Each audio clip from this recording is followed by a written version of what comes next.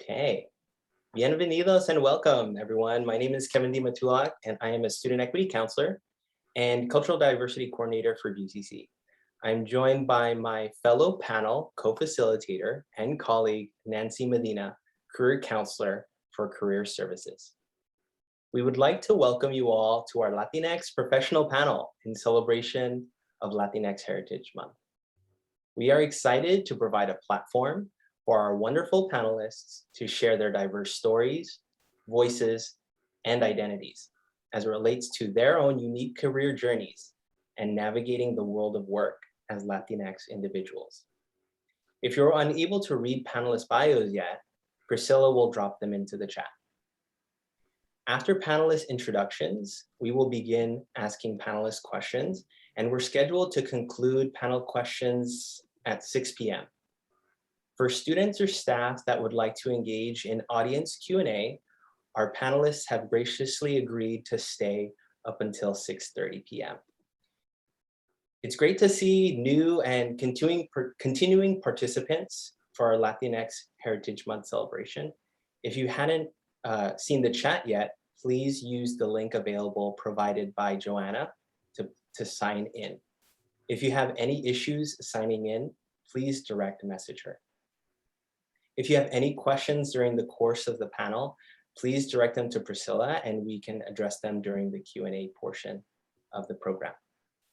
Also, a short survey will be shared in the chat by Joanna toward the end of the event, so please take a couple of minutes to complete this survey for us. As you can tell, we have ASL interpretation services by JoBeth and closed captioning provided by Margaret.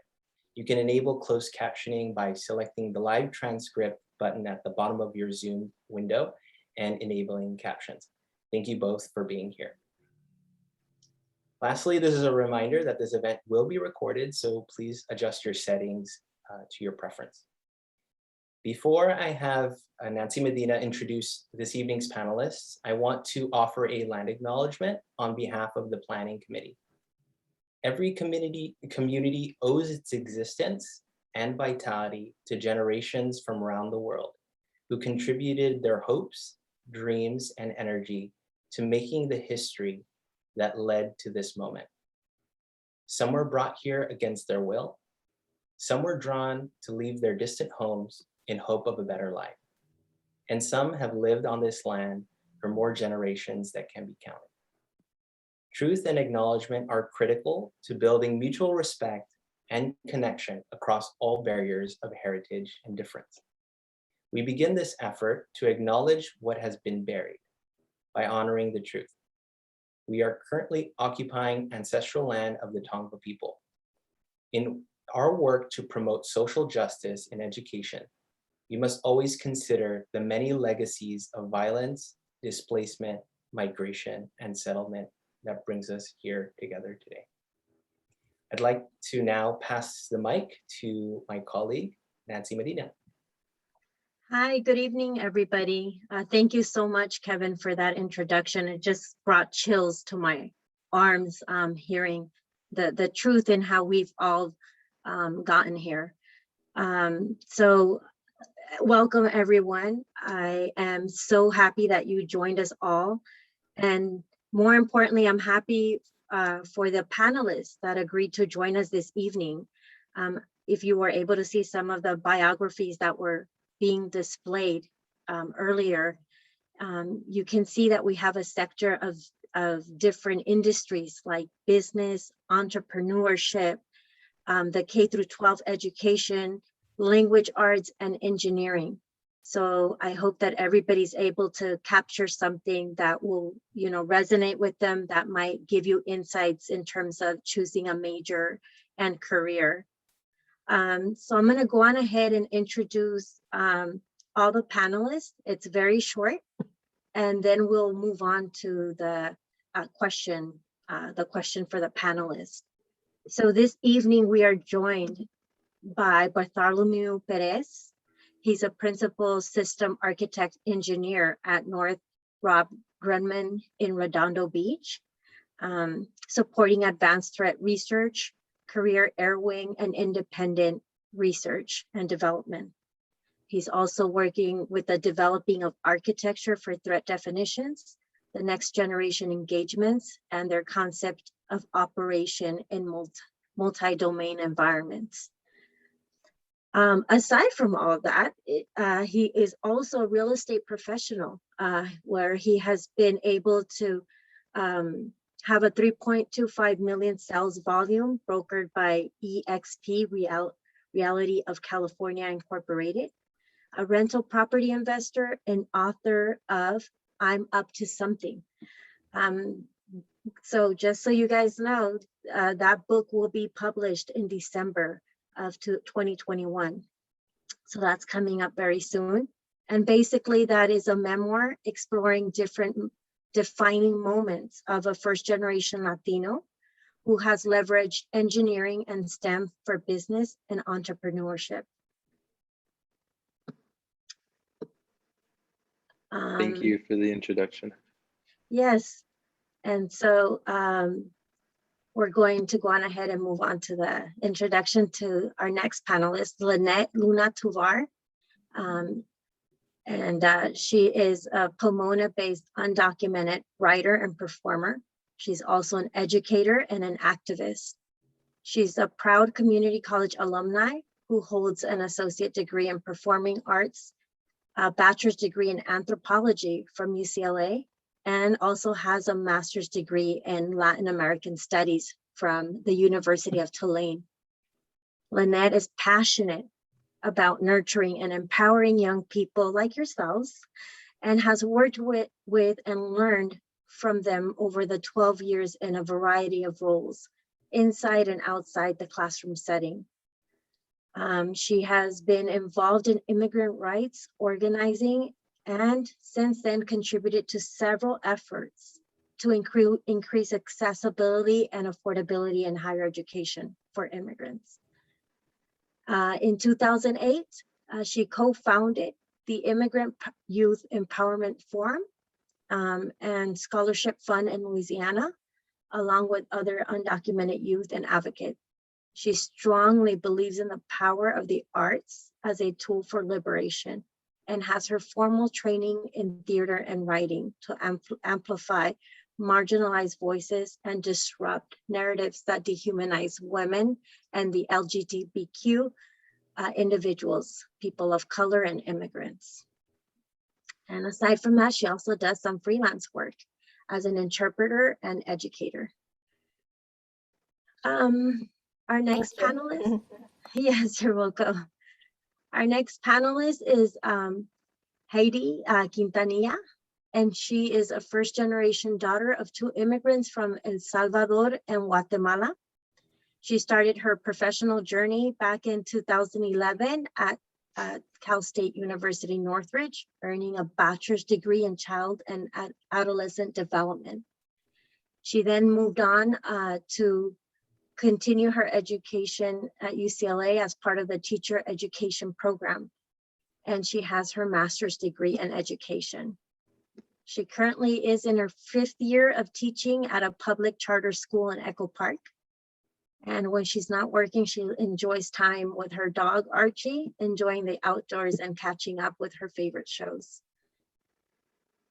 And finally, we have our panelist, Calina Salgado, who is in the world of business as an executive term deal assistant at NBC Universal. Currently, she's working on developing film and TV shows that focus on Latinx stories.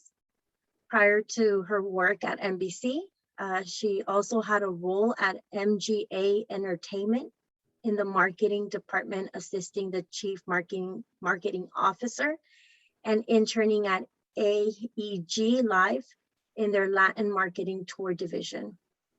As a first-generation Salvadorian American, Calina graduated from CSUN and back in 2009, and she has her bachelor's degree in cinematic television arts with an emphasis in TV production and a minor in communications.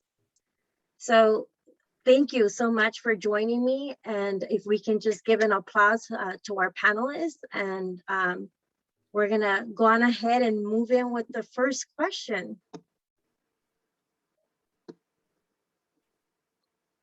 And just as a reminder, please, if you're here in attendance this evening, please complete in the sign-in sheet.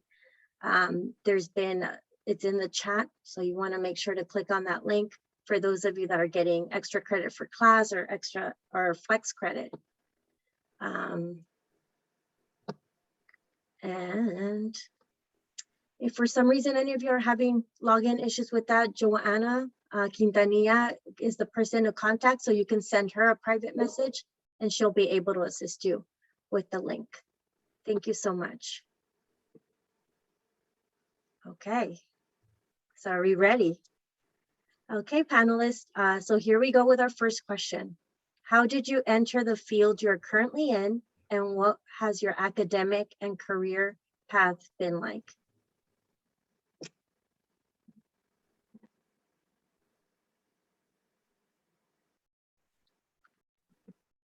So there's no such thing as a linear path.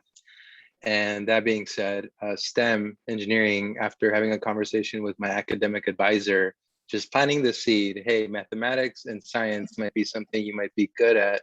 Your prerequisites kind of say otherwise. So after that, just, okay, I looked into it, I Googled it, what do engineers do? And so I like the fact that they work on cutting edge technologies, they can make a difference in the world. And after that, I was kind of just sold. There was mentioning of salary as being one of the higher ones on the pay scale, but that to me was not very important. It was just, what can I do to make the world a better place? That was the defining thing from that list. Then, okay, go through the education and okay, I can be a practicing engineer. I also have other practices. And so those with real estate, for example, one, I don't have to be a licensed realtor to practice real estate.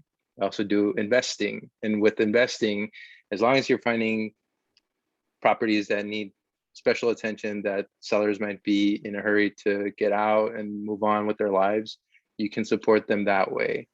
Looking at both sides as a representative to a buyer selling client, and finding people that need help in other areas that the typical escrow might not fit for them. And then writing, that wasn't a thing until much later, where I didn't grow up liking writing, but then eventually I learned storytelling was important. And with storytelling, what better way to do it than to put it down on paper? And so from that, the 3 different domains came to life. Thank you. Hi. Go ahead, Calina. Hi, first of all, I'm super excited to be here, everyone. So for me, I am a first generation American. I was the first cousin to be born in America. So I had no American influences growing up. The only thing I had was TV, right? So I would watch TV, and that taught me American culture. So I always knew I wanted to work in television. And I remember watching the Beijing opening Olympics, and I was like, I want to do that. I don't know how I'm going to do it, but I'm going to do that. So I talked to my advisor, and they were like, you should really look into working television production. And so I majored in that at CSUN, and I interned at AG Live in marketing. I was able to work with Juanes, Jay Balvin, and Alejandro Fernandez in the marketing division, but I was also working behind the scenes at Nokia Theater and Staples Theater, learning how the crew worked. So after I interned at AG Live, I took time off during college. I helped my mom with her catering business. I went back to school and finished my degree. And I found out I had to work my way up again, right? So I was working as a production assistant on reality shows. And when that happened, COVID hit. So I started working as a receptionist at MGA Entertainment and was able to work my way up to becoming the executive assistant to the CMO. So when you're the executive assistant to the CMO, you're basically leading, you're the chief of staff, right? To the national VPs and the international VPs. But working in marketing, which is not what I originally wanted to do, I wanted to work in TV, I was able to network with everyone. So my boss asked me one day, she's like, well, what do you want to do next? I'm like, I want to work in television. So she was able to refer me to CAA, who referred me to NBC. So just working your way up the ladder and networking really helped me out. Thank you, Calina.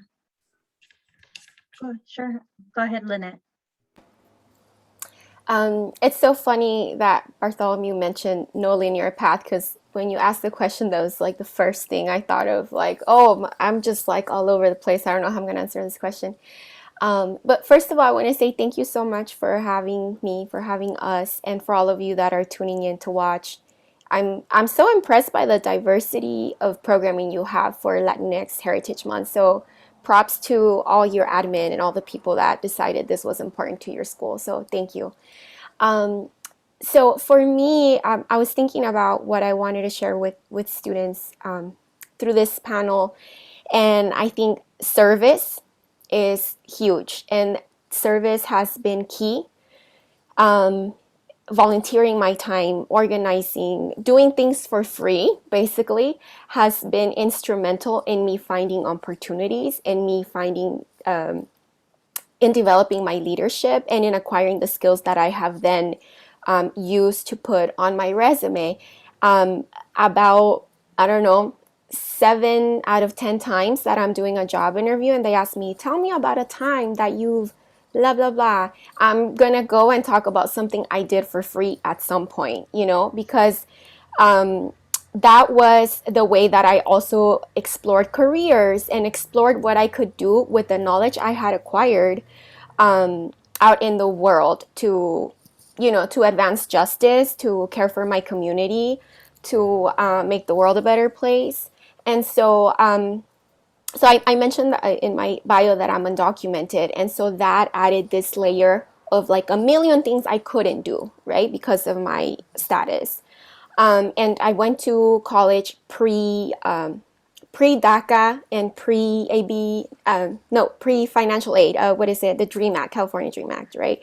And so it was through organizing and getting involved in my campus with other undocumented students, in my community with other people that were doing organizing, that, for example, I was interpreting all the time for people, right? And I don't have a degree in Spanish, and I don't have this certification in Spanish, but nevertheless, I got really good at it. And eventually people say, hey, you're good at that. Can I pay you to do this for me? And that's how you just do it too. Sometimes you don't need to get a degree, and you don't need permission from somebody, and you don't need somebody to hire you to do it.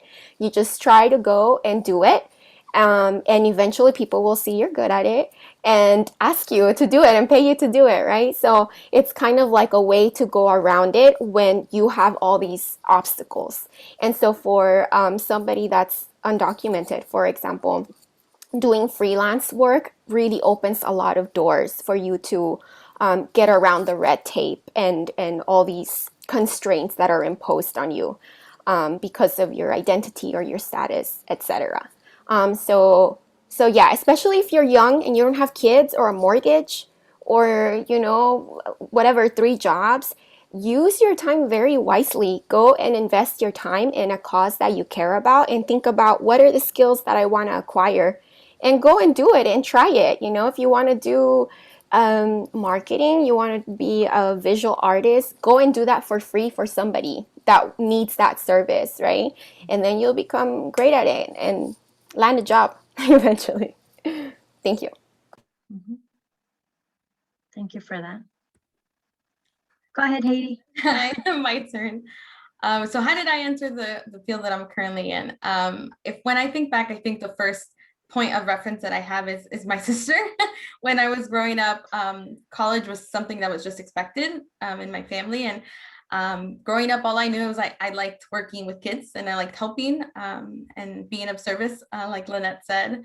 And so when my sister got into college and she told me what she was majoring in, she said child development. I was like, what's that? What's child development? And she explained like learning to understand the development of children and whatnot. And that drew my attention. Like all I knew was like, I like kids, I like working with people. So I went with that. Throughout my 4 years in college of under child development, it was so hard to figure out what specifically I wanted to do with that because it's such a broad field.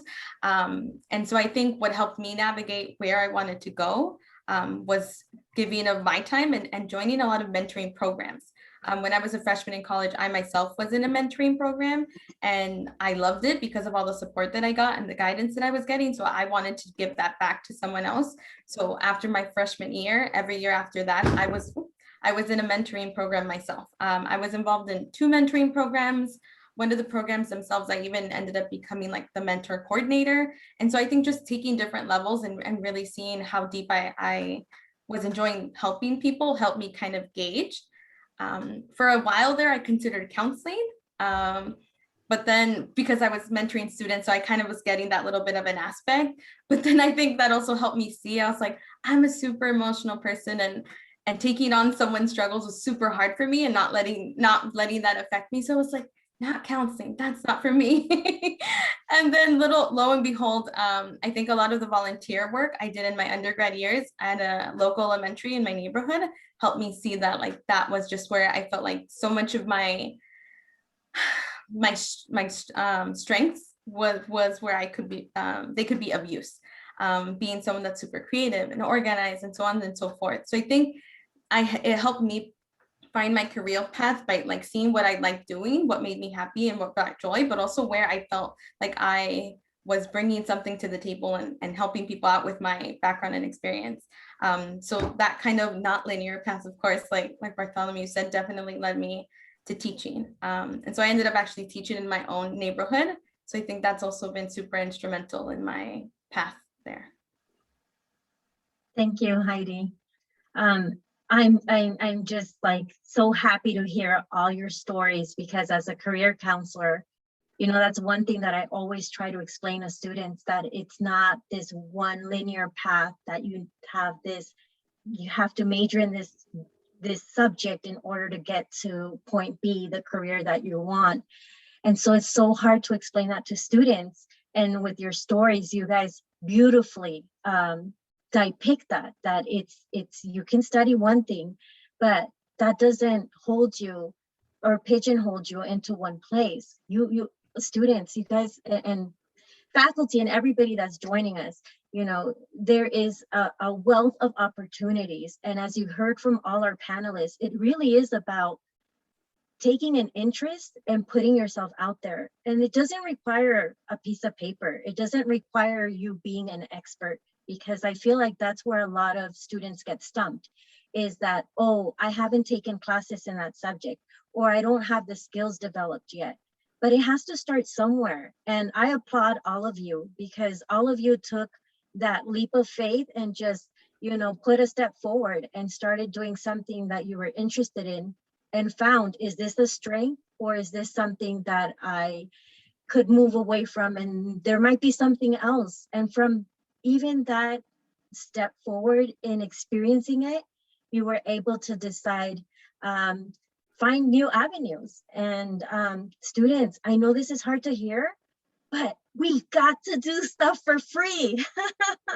So everybody has like this narrow focus of, I have to get that bachelor's degree, I have to get that associate degree or that certificate in order for me to go on to a career and get paid and live happily ever after. But as you guys all heard, nobody has ended up in one place and lived happily ever after. Life is about, you know, opportunities and exploring different avenues. And so I thank my panelists for being able to share that and give such extraordinary examples.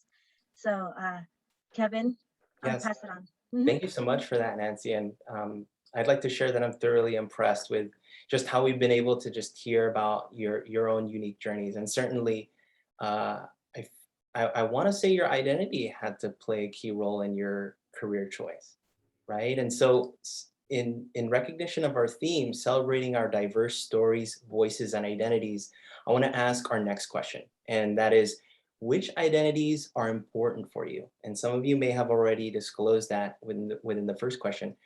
How do you think that has affected your academic and career journey? So anyone that would like to jump in, I know that's a heavy one. If you need some time to think, that's okay too. So which identities are important for you, and how do you think that has affected your academic and career journey? I'll take this on. So I did mention that I was a first generation American. I was also the first daughter, and I had a lot of responsibilities growing up. I felt like I had to bring honor to my family. So I was an overachiever. I ended up getting a bunch of straight A's in the beginning. In the first 3 years of my college career, I won 5 scholarships. I had great internships. I was just working back to back to back to back, right? Because I had to be the first one to do it. And I had a younger brother, and I had a younger brother who I had to be an example for. And then I was the one that like my mom kept telling everyone about, right? At the same time, my parents were going through a really rough divorce. A lot of people don't want to, a lot of Latinx people want to talk about like, yeah, we went to college, but we also had to deal with a lot of outside situations at the same time going to college. It is not easy, right? I got to a point where I got really burnt out and I was tired, and I was like, what am I doing this for? I'm not happy. I have everything on paper. I have the resume, but what's the point if I'm exhausted, right? So I took 2 years off and I started going to therapy because it was really affecting me, right? It was really like my mental health wasn't there with my professional and academic health, right? So what's the point? So I took time off, I got help for myself. And then it was funny because when I decided to come back, I was at the point where I'm like, should I just drop out? Should I just drop out? And I was like, you know what? My parents didn't come to America for me to like drop out and not pursue what I want to pursue just because I'm tired. How tired are they? Right? My mom is a chef and she's a Latina chef. And then we had a catering business at one point. And we were seeing a lot of discrimination because she was a woman of color and she was in culinary. And I was thinking to myself, if my mother was a French chef, she'll be getting paid more than what she is now, right? And I was just like, I've come so far and she's come so far too. Like I have to finish strong. So I went back to college. If I had to start, I started all over again for my resume. I had this 2-year gap, right? So I started back as a receptionist, and I'm like, I have to do it. Like, why not? And I did it within a year. I became the assistant to the chief, the CMO. Right. And now I am working at NBC Universal, assisting a director. So it doesn't matter how long it takes you, as long as you finish. It was it was funny because I was like so embarrassed because all my other classmates had finished before me and they were all on shows and they were working on all these cool things. And I was the last one to graduate. And then COVID hit, right? So all my classmates stopped working, right? And I was the only one that was working. So it's just, don't worry about your timing. Don't worry about like what they have and what you don't have. You don't know what's for you until it's there. So that's something I think my Latinx identity really affected me with my college and professional career. Thank you so much for that, Calina. I think, it's really important that, and thank you for sharing about your first gen identity, you being a daughter, that being particularly impactful for you. And I think that's important for students to hear, for Latinx students that are here, because they might be going through something similar, right? That, parental or family pressure to succeed, right? Especially if we come from immigrant family households, right? Having to establish that college going culture, right? Being the first in our family to go to college. So kudos to you on seeking the help that you need and for being the person that you are. So does anybody else want to chime in? Yes, Heidi. For me, I think the first thing that comes to mind is being first generation and low income. Definitely was a big part of how what determined a lot of how I navigated my academic and career journey. Just off the bat, when applying to schools, I didn't even apply for UCs when I first graduated high school. And I remember just at that time out of high school, just not feeling like I was UC material. And that was something that stuck so strongly with me. So there was that part of it. And I think the other part was that I would just tell myself, well, at the time, no UCs had a child development program. So I was like, well, they don't even have a program anyway, so I'm not even gonna apply. But I know like deep down, like I didn't feel like I was UC material. I remember in high school going on a field trip to UCLA and just feeling like I don't belong here. Like this is uncomfortable. I didn't feel like it was a space I belonged in. So I applied to CSUs and I went to Northridge, and I loved Northridge, and I would never change anything about my career path because it was an incredible school that had so much diversity. And I think that was a big part of where I was able to grow and find out a lot about myself and what I wanted in my journey. So that was a big part of like what already started my certain path, right? Feeling a certain way because I was first generation and low income. But then once I got my child development degree and then master's came around, I took a year off. I think like Calina said, I also felt like there was a lot going on. I wasn't ready and it was scary to take even just a year off. But I also knew I had to do what was best for me and I didn't want to rush into something, especially with a master's and putting so much money towards something. So I did take that year off. And after that year off, I did decide to apply to master's programs.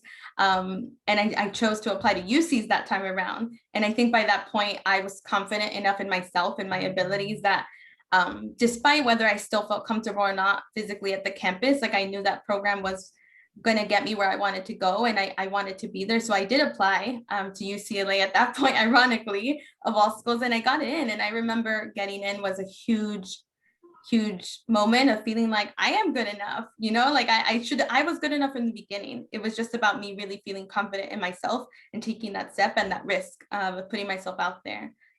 So that was definitely part of it. And I think the last part of my identity, definitely being Latinx, is a huge part, especially as a bilingual teacher. And the speaking Spanish is a huge thing that going in, I didn't want. And at that time there was a hiring freeze. So I ended up getting the position that I was so afraid of getting, but I would not change it at any point now because it's such a big part of my teaching. Like now I can't imagine being a teacher and not being able to speak Spanish and not helping my students see that value in that language that I didn't learn until I was in college myself. So being Latinx is as well a really huge part of my identity and my career path. Thank you so much, Heidi. And shout out to our K through 12 teachers. Oh my gosh, holding it down. Respect to y'all, respect. Bartholomew or Linett, do any of you wanna chime in?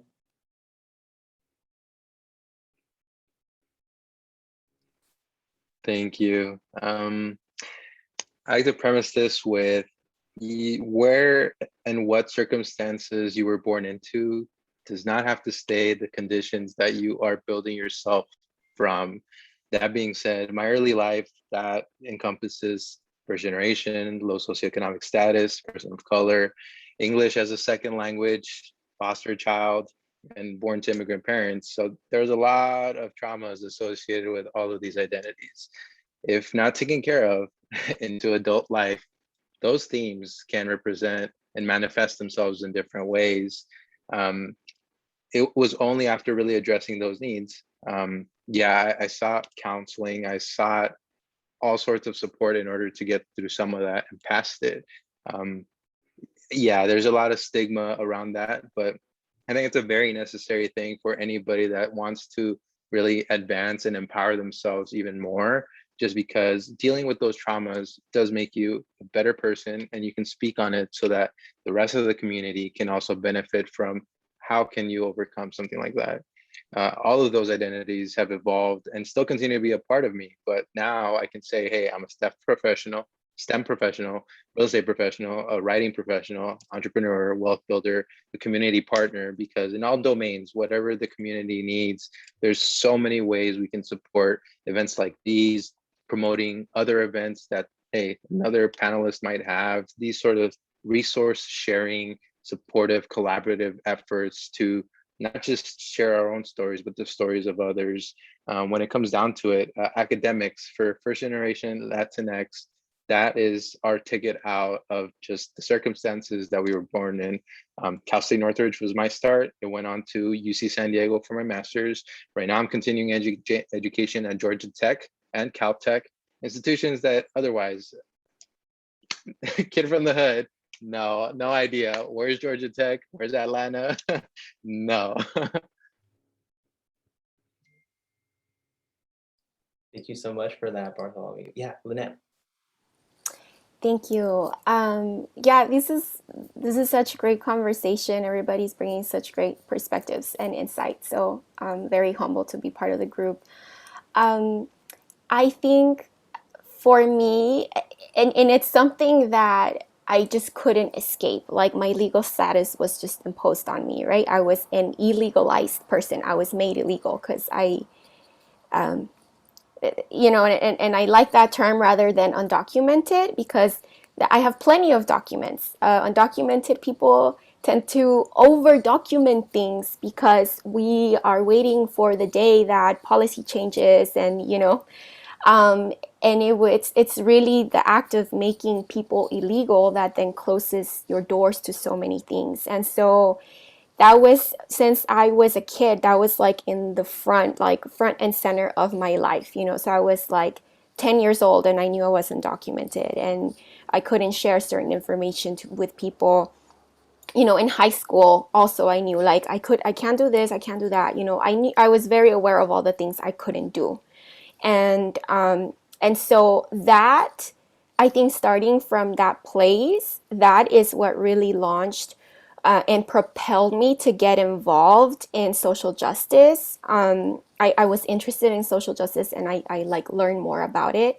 But having a political consciousness, and so my identity as somebody who is in solidarity with other working class people of the world, not just of the United States, right? But just oppressed groups, working class people all over the world, really helped me get out of that slump of why am I even going to school? You can't use your degree. Why are you going to school? You know, you're a woman, or you can never make that. Like, you know, I'm also a writer. Like, nobody in your family is a writer. Nobody makes money as a writer. Why are you going to do that? You know, why are you, you know, I had even educators tell me, why are you going to study Latin American studies? What are you going to do with that degree? What are you going to do with anthropology? You know, why take a poetry class? That's a waste of your time. How are you going to make money with that? You know, and so being able to understand the systems in which I was moving made such a huge difference in me understanding that the problem was not with me, you know, that it wasn't about my lack of abilities, my lack of talent, but it was about the structures of power that are around me that I needed to change, and that I needed certain tools in order to affect that change, right? And so so that was very important. And I think if I was not, you know, I'm a light-skinned, I'm Latina, but I'm a light-skinned Latina. And in our countries, you know, colorism is real. And so I feel like if I hadn't been through that experience of being thrown to like the bottom of the working class people under this legal status, I wouldn't have been able to see like, whoa, there's all this injustice in the world around me, right? And I wouldn't have had the same awareness that if I would have stayed in Mexico, you know, where I had support and I had other people that knew me and my grandma could house me and, you know, things like that. And so that has been really transformative and life-changing. And I'm so glad we're talking about therapy in a way, you know, and, you know, that I feel like everybody has touched on that in a way. And so I think that, you know, with having a political consciousness is part of my therapy, I think, and having mental health support systems that understand that there are structures of power that are making people, you know, have a really rough time in life, and having some people have more opportunities and less obstacles is also very important. And so I feel like those two things have been very instrumental for me. Thank you so much, Linett, and all of our panelists. I feel personally empowered. I don't know about all y'all in the room, but it sounds like, you know, for all of our panelists, over time, their identity has developed through their own personal experiences, not just inside the classroom, but outside the classroom. So for our students, right, that might be undecided about their career or maybe need that validation, I know it's hard right now with the pandemic, but there are still opportunities for you to volunteer, for you to intern, for you to job shadow, to even just cold email or cold call folks that are in a position where you want to be and just ask them about the experience, right? So as you're going through college, it's going to be really important that you engage, right? Not just in the classroom, but outside, because it certainly has helped our wonderful panelists go into the different industries that they're in now. So I'll pass the next question to Nancy. Okay, so question number 3, some of you have already briefly touched upon this, but the question is, what are some personal struggles or challenges that you have faced in the pursuit to success? Go ahead, Heidi. Like you said, I think earlier I did touch on the aspect of like feeling like I belong or like I'm smart enough going to school. I think even now as a teacher, even that's still something I deal with, even still already as a professional, constantly feeling like, you know, am I doing good enough? Am I a great teacher? Am I not? So that's something I still like work on and being more mindful and, you know, just making sure I build my confidence and just believe in myself. I think the biggest thing that I'm currently dealing with is right now during a pandemic, it's been really difficult as a teacher. And I think it's been a very transformative year so far. The fact that we're only in September, but it's been hard. I think learning to accept that I'm not who I was pre-pandemic. And so I'm seeing how I'm not the same in the classroom and my kids aren't the same in the classroom, and learning to start being more mindful of me and myself. I think this year I'm starting to just reflect so much more on myself and making sure that I'm taking the time to heal. And it's also something I'm bringing forward into my classroom with my kids. I think a lot of the times as a first generation student, right, you just have this mentality of like, you got to accomplish, you need to accomplish.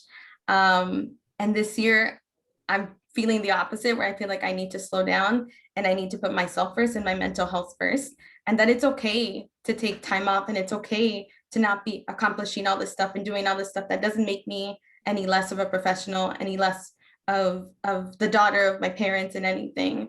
So I think this year that's been one of the biggest struggles and current still struggles that I'm working on, and making sure that I understand that taking time off is needed and it doesn't make me any less of a good person or a good teacher or whatnot. So I think that's something I really would want to highlight, that throughout school, I wish I had had that mentality throughout this process, so I wouldn't have been so hard on myself. Just being very mindful of that, I'd say. Thank you for sharing that. Anybody else want to take this question on? Go ahead, Calina. Just trying to unmute myself. I would also say for a lot of us who have responsibilities at home, it's okay not to be okay. And it's also okay to have boundaries with your family. It's okay to be like, no, I can't do that right now. No, I have to focus on this. It's okay. We take on a lot of things, for a lot of responsibility for our family, to take care of our family. We're a very collective group. But when it comes to being a professional, you're on your own, right? So you have to focus on that. And that's okay to just focus on you, take time for yourself and take time to check in with yourself and be like, no, I can't handle it. I can't work on this right now. You have to be mindful of yourself first, because you have to protect yourself. So, and a lot of the times our family, they kind of like get back to us, or they kind of like, you know, like, oh, who do you think you are? Like, you think you're too good, or all this stuff, right?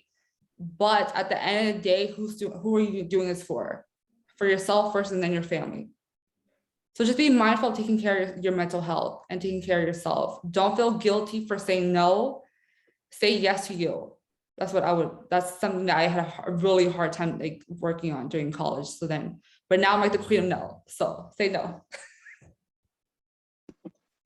Thank you so much, Calina, for sharing that, because, you know, culturally, that's something that we naturally do, that the familia comes first, family comes first. And just like Calina said, you know, for those of you that have a hard time saying no, you know, you might even get pushed back. I know that I faced that in my own journey, but the beautiful part is that when you get to the end, your family is able to see why, and they will be so thankful for all your hard work and effort.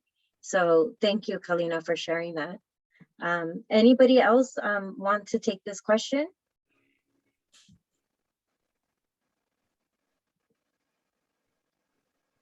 Okay. So Kevin, why don't we move on? I think, Bartholomew, did you have your hand up? Yeah, I saw Yeah, some gesture, but I wasn't sure. Yeah. Okay, let's do this. So to add on, the imposter syndrome, that's something that has always manifested itself. And then even in corporate America, as a defense contractor, as a systems architect engineer, there's just naturally, hey, it's a white dominated industry. I'll be in meetings and I'll look around, where are my people at? that's just the environment that I'm in, and it's learning to how to navigate that realm. It's also partly the superpower that we have as Latinx is the code switching. Depending on what environment we're in, we will be acting a certain way, and that has several layers. But when it comes to corporate America, I do see it as a superpower because it lets us make that connection with different types of people, whether they're in manufacturing, whether at the C level, executive leadership, middle management, other engineers, at every level. And it's not a struggle just that we face, we see it, I see it. And then the last one, delayed gratification, where I had a hard time just celebrating wins early on. And so it got to the point where, yeah, it was frustrating. Like I can't see what I'm working for. And it's also, while it's important to delay gratification, at the same time, it's also to acknowledge what you've achieved and accomplished, where little things that you might enjoy. I'm an avid Pokemon card collector. So for me, it's very important to also delve into that because that's partly my childhood. Singing, I love singing. I love the arts. I will take up an extra acting class when I can in order to, hey, feed that inner child and have that playtime also.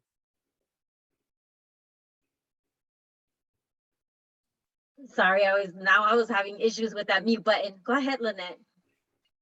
Thank you. I think I spoke a little bit about, my identity and how that was a big part of a lot of the financial and academic hurdles I had to face. I think one of the things maybe I haven't touched on is how that affects you internally. And I guess some of you have touched on it, like imposter syndrome, right? Like there's all these things happening and it makes you think that there's something wrong with you or that you have to change something about yourself, right? Like, oh, I should be able to do 12 hours of Zoom, but it's like, no, actually, that's not like humane at all. There's nothing wrong with you. You have a hard time because that's unnatural, right? And so I feel when I reflect on my own journey today, like I'm 32 years old, right? And I went through all this like academic journey, and I feel like I've been helping declutter my parents' house, and I find things from when I was like 13 years old. And I see that I'm trying to return to what like my 13-year-old self wanted to do, but that I kept putting off because I had to get a job, because I had to go to college, because I had to do this, right? Like we have this pressure, and like Calina, am I saying that right, Calina? Yeah. I'm like I'm having a sense that you're the eldest daughter, and yes, or of an immigrant family, and that is such a thing. Like my friend and I joke about that all the time. It's like elder daughter syndrome, right? Like you feel like you have to do everything and fix the world, and we have to, we have all this pressure. And when you come from a working class family, it's even more so because the financial pressure is there, right? And so I feel and our educational system also doesn't help us either, because it says, I do a lot of language justice work, for example. What does it mean to come into a country? I was fluent in Spanish, but I come to a predominantly Latinx community, mind you, where 90% of the kids are Latinx, but yet there's no dual immersion programs, right?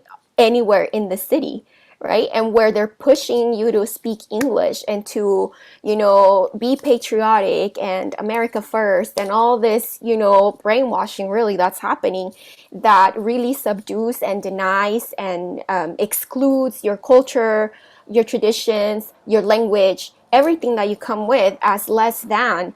And then, you show up in a classroom and you're like, why is my Spanish teacher white? And why am I learning Spanish? It's like, then you spend really this lifetime trying to recover who you were as a child, right? And who you were meant to be, and what your natural aptitudes are. So I feel like right now I'm really in that journey of like rediscovering like what do I want to do with my life anyway, and you know what makes me happy, what brings me joy, etc., and reconnecting with that. And so I think, you know, a lot of the education workshops that I facilitate is about using writing as healing, because it's like we got to get all the tools we can to put ourselves back together, you know. And so, yeah, that's really important to me, and that's where I'm at right now. Thank you so much for sharing that. So for the sake of time, we're almost at the end. So there's so many things that I want to say, but for the sake of time, I'll go on ahead and pass it on to Kevin to continue with question 4. And I believe that most of our panelists have agreed to stay a little bit later. I know that our audience knows that our event closed at 6, but please feel free to stick around. I mean, if you can stay until 6:30 and ask questions, that's something that we've talked to the panelists before, and we'd hope that you can stick around. But I'll move on to the next question, and maybe one or two of you can answer this. How did your Latinx identity factor into your navigation of professional spaces? Yes, Bartholomew. I'll go back to the code switching example. That has just been the most impeccable use of just the different multi-layers that we have. Again, corporate setting, it's going to be very professional. The use of language is very formal.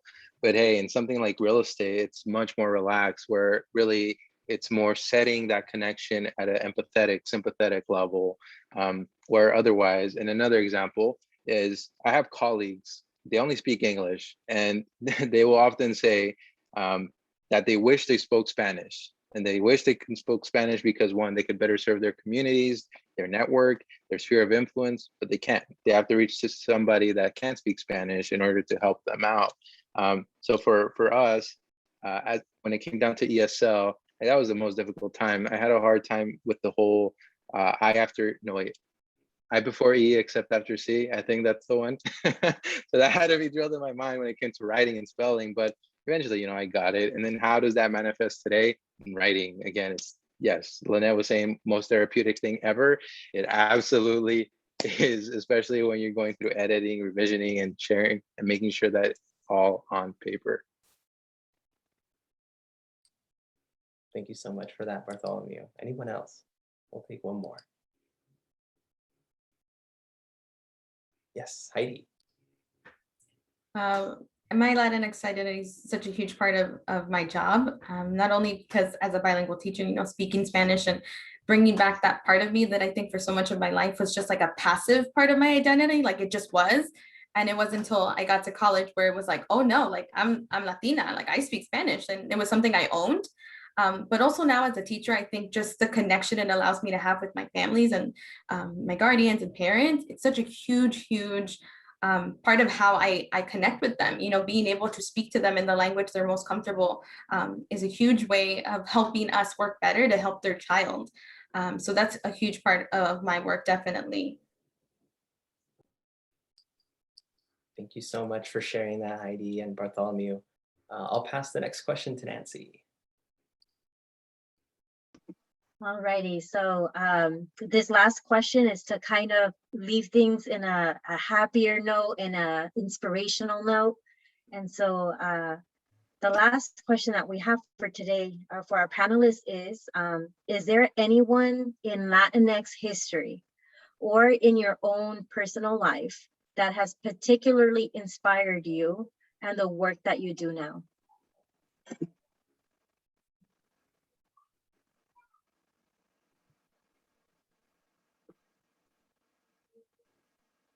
Go ahead, Heidi. Thank you. So for me, I would definitely say my sister has been one of the biggest role models and guides for me. She's the eldest in our family. She was the first one to take on college and just that whole realm that was so unknown to us. So she definitely carved the path in the way for me to feel confident in making my own path in my own way. We both ended up in education either way. And I think that just says a lot of how we were raised. But she definitely is a huge role model to me back then, even up until now. Thank you for sharing. Anybody else want to? Go ahead, Linett. Thank you. So this is not, I realize a lot of my historical figure leaders maybe are not Latinx, but my personal life, and I don't usually talk about my dad, but my dad has had such a huge influence. He would not call himself a feminist, but he raised me to be a feminist. And so when I first came to this country, and I mentioned I'm the eldest daughter, none of us knew English. My parents still don't really speak English. I didn't speak English. We all lived in a converted garage. It was 4 of us in a little place and a bathroom and a kitchen. But you would never know that from like the lifestyle that my dad carried and the way he moved through the world. Like he just, took us to the Getty Villa and went and ate good food when he felt like eating good food, and he got a gym membership when nobody was going to the gym, and like when nobody bothered to have services in Spanish, when nobody cared to cater to the immigrant population in the city. He just taught me to go do things when everybody tells you that you can't do it, or when you're not allowed, when nobody has done them before, when it sounds crazy and everybody tells you it's dumb and it can't be done. He taught me to take up space when you're not welcome, when you're not invited, when nobody cares whether you're there or not. It's just like, I'm curious about this and I want to do it and I want to learn it, so I'm going to go and do it. And it doesn't matter that nobody has done it before. And it doesn't matter, if I'm welcome or people make faces at me. I'm living my life and this is what I want to do.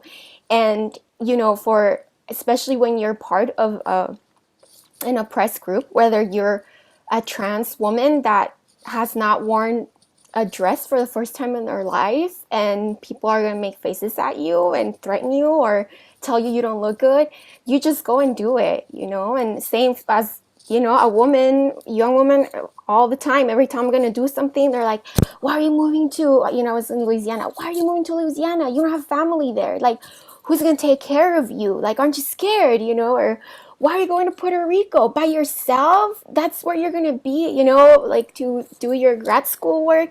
And yes, you just go and figure it out. And I think that's been one of the most powerful lessons for me, culturally.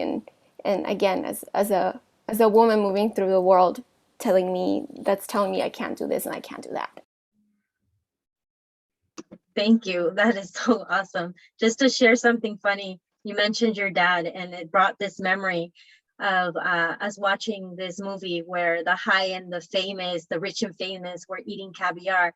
And my dad went onto the grocery store and bought canned caviar so that we could all try it. He's like, yeah, look it, we're rich. Thank you. That's a funny memory. Anybody else want to answer this? I feel like we have a few minutes to get more answers in here.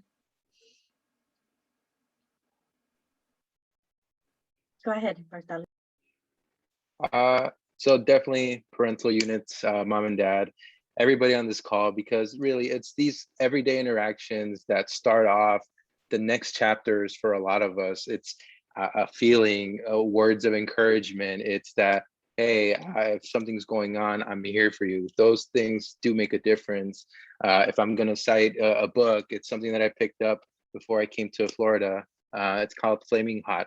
The author, Richard P. Montañez, he started off as janitor at Frito-Lay, climbed up into vice president at his Frito-Lay. And so that rags to riches story, and that background, just, hey, it's possible. And then people that use their influence to really make a difference in the world. I'm gonna have to say Eva Longoria, Eva Mendes, Jessica Alba, because at the same time, they're doing things to also empower the community and also be activists. So it's that combination. And then before food trucks, there was, and there is, the paletero man.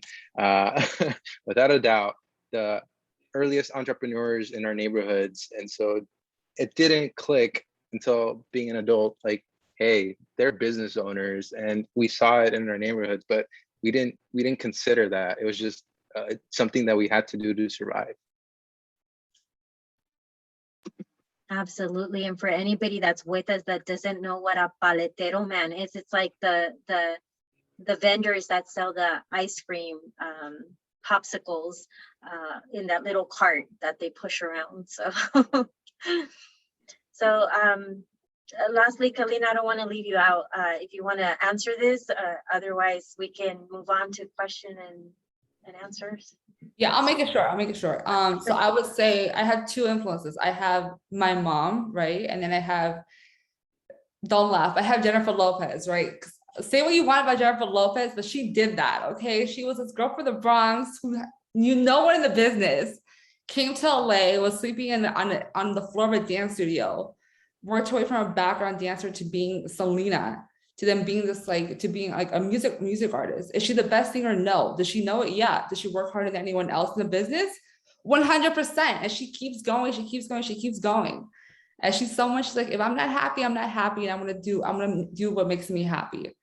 So she kind of reminds me a lot about Jennifer Lopez. Like, my mom came to America, like, she didn't speak any English, and she's the type of woman. I remember being in the theater, my little brother was like talking in the theater, right? And then we had this, like, these people next to us were like, you need to, like, lower your voice, like, being really rude, right? And my mom in her broken English was defending us, you know? So even in her broken English, she was still defending herself and her children. So that's something that, like, whenever I feel scared, I'm like, I always think about that memory. I'm like, it doesn't matter who's talking to you, or if you feel intimidated, stand up for yourself, right? So my mom, who's also a chef, and who, there's a lot of Latinx people in culinary who do not get praised. You see a bunch of people with, like, Michelin stars, but at the end of the day, who's the one cooking the meals? Latinos, right? But we don't get the recognition for it. So my mom, people in culinary, and Jennifer Lopez are, like, my biggest influences. So yeah, it's right. I know it's a spectrum, but, like, those are, like, I feel for them. I get them. Yeah. No, I love it. I love the mix of, you know, like, personal heroes, and then also bringing in our family. What I'm really pulling for this is that your success is not just dependent on you alone, right? It takes a community, right? It takes a community of people. And so I want our students to know that you're not alone, right? You're not alone in your academic and career journey. And so I want to thank our panelists for being here. I want to definitely open up the space for questions for those that are still on. Do we have any questions for our students or staff? Feel free to unmute yourself or to type into the chat.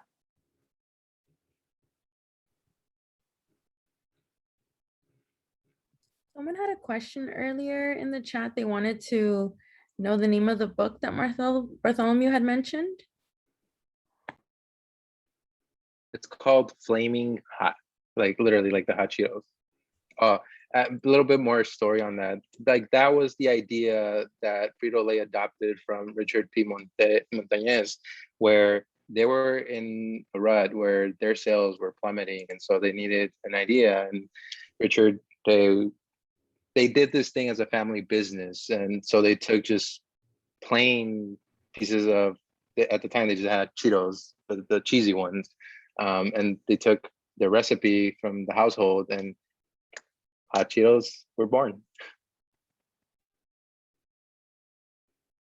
Oh man, hot Cheetos is like, that brings me back to my childhood. I don't know about you all, but definitely. Right, Heidi, for sure, me too. Anyone else have any questions for our panelists? Best snack ever, yeah, for sure. We got a lot of fans. I don't feel alone. Okay. Nancy, do you want to hop in and kind of say anything here? Yes, that you know, really, like you had mentioned earlier, you know, it could feel, for those of you that are still with us, feel like you're completely alone, that, you know, no one will understand your situation, the circumstances that you're in. And it might feel like that for a while, right? But I would still encourage all of you to still reach out and try to connect. We have so many wonderful programs on campus, like the Student Equity Office, who's been hosting all these Latinx events this month. We at the Career Center are also there to help you reach your goals and try to get you into different experiences, whether it's hands-on or connecting you with a professional to have an informal interview. Bartholomew, like, for example, like you said earlier, you know, we don't have a lot of Latinx students going into engineering. And this is one thing that I'm always pushing for as well, because it's so important that we have diversity and we have representation, you know, throughout all the fields. And so just having all of you here today, I feel like really empowers our students to know that nothing is impossible. You know, as long as you put your step forward, you try your hardest, and you get connected, more importantly connected, because again, this is not something that can be completely done on your own. Yes, it takes a lot of hard work. Yes, it takes you taking classes, but more importantly, it takes that courage of asking for help. And I know that that does not come easy for a lot of us, especially when we've been raised to be the ones interpreting for our parents, being the ones that have to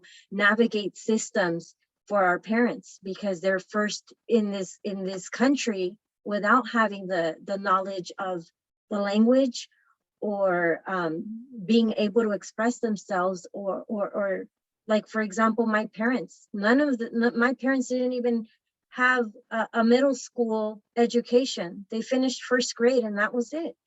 So there's so much responsibility on our shoulders to be able to navigate this world, but you're not alone. And so I strongly encourage you to check out the programs on campus. We have the multicultural center as well, and they're there with different programs and different services that are there to help you. And lastly, there's obviously a lot of programs, but the other one that I love to talk about is our health center. All students pay a fee to have this service. And as you heard the panelists, you know, having a hard time, whether it's a mental disorder or just an emotional episode, is something that happens to all of us. We've all been through that experience, and it is so good to know that there is someone that you can speak to, confidentiality, you know, without you needing to worry that someone's going to tell others about what's happening in your life. You know, they're there to help you. So I hope that everybody feels encouraged and safe, and feels like, you know, we are people of the GCC community that can definitely help you with whatever you might be going through. And I always tell my students, I'm not going to misinform you or give you information that's not good. If I honestly don't know the answer, I am going to be legit and be like, I don't know the answer, but I will definitely, you know, do my homework and try to connect you with someone that does know. And so I always tell my students, if you feel like, I don't know what that counselor's talking about, or that information doesn't sound right, ask for it in writing. It's okay. You guys could ask for it in writing. And if someone says no, just like Linett said earlier, someone says no, it's okay. Go to the next door, keep knocking, because you know what? Eventually someone's gonna open that door, and you are going to feel so worthwhile the wait and the struggle, because you know what you have waiting for you is something that you probably couldn't have even imagined yourself. So thank you everybody for sharing your stories. Kevin, back to you. Yes, thank you so much, Nancy, for sharing that. I want to leave for our panelists. Any last thoughts? Last thoughts for our group before we close. I want to give the opportunity for you all. Yes, Heidi. I just want to say something that when Nancy was speaking right now, like popped into my head, that I had put in the chat that college programs and resources were a huge part of my path in higher ed. But even thinking deeper, like at the end of the day, it wasn't even always the program or resource itself that made such a difference. But in putting myself out there, I met people that were so instrumental in helping me learn things and just even supporting me, someone to talk to in those years. So sometimes it's not even the actual program, right, but just the people you even meet from putting yourself out there, like that makes a huge, huge difference. Thank you, Heidi. Anyone else? Yeah, I was just gonna add on that note, find your people, build community wherever you go. Find people that have similar values as you, that want to see you succeed, that you can count on each other. Not just people you can go party with, because that's cool and all, but there's more to life, right? And you need somebody that is going to be like, yes, you got this. How can I support you when the going gets tough? And they're everywhere, but like everybody's mentioning, you got to reach out and connect with those people. Don't suffer in silence, because you're not the first or the last person to experience whatever struggle or pain you're experiencing. So yeah, seek community and then build some cool stuff together so less people are suffering the same things that are making life so difficult for you, right? Create change together. Well said, Linett. Thank you. Calina? This would, am I on mute? Okay, good. Okay, good. I would say go to office hours. Your professors are your lifeline. Honestly, I had a bunch of times where I was like working on an internship or whatever, and I would just go and be like, look, I'm having a hard time turning this in. And your professors will understand and they'll allow an extension. I don't think you guys understand how bored they are at office hours just waiting for someone to come in. Like, imagine these people, like they get a PhD and they're just teaching a lecture, like they're there to talk to you. So build a relationship with them, go visit them, go say hi. And then if you need a letter of reference, hey, they know you because you stopped by, right? So it's a win-win, go to office hours. So yeah, that's something I would advise on. Thank you so much, Kalina. So important, right? And if you're unsure about how to even approach that situation, even in a pandemic environment, seek out your counselor, your academic counselors, and we'll be able to assist you. Bartholomew, take it away. I'd say practicing not just your technical skills, but also your emotional intelligence and interpersonal. I met Heidi because of a resource on campus. I met her sister because of a resource on campus. And all of that really evolved into, hey, we're here today because of that. Had I not met either of them, I would not be, somebody else would be taking this conversation in my place. But keeping those and sustaining those relationships, because you never know. You or they might be a client to one another. They might be a peer. They might be a hiring manager. They might be at any level, a colleague, a collaborator. And when you think about it, people will remember not necessarily what you say, but how you make them feel. And so just understanding at that level, just how much of an influence having respect, having the openness and mindfulness, what that really can do for you. Thank you so much, Bartholomew. I want to thank Nancy, my wonderful co-facilitator for the panel, for agreeing to collaborate. And also shout out to the Career Services Department and Career Education Department for really working with cultural diversity to bring this event to light. I want to thank our audience for being here, for sticking around. We still got 26 of y'all, right? So shout out to all of y'all being here. And lastly, to our panelists, I'm personally inspired by my Latinx brothers and sisters that are here with me today. As a non-Latinx person, I can only, relate with the cultural parallels that we have between one another. And I look forward to connecting with you all beyond this panel, and hopefully we can connect you with our students and bring you back. So thank you so much, everyone. With that being said, take care, have a great night, and we'll see you at the next event, which is tomorrow. All right, check out the Cultural Diversity webpage for more. Take care, everyone.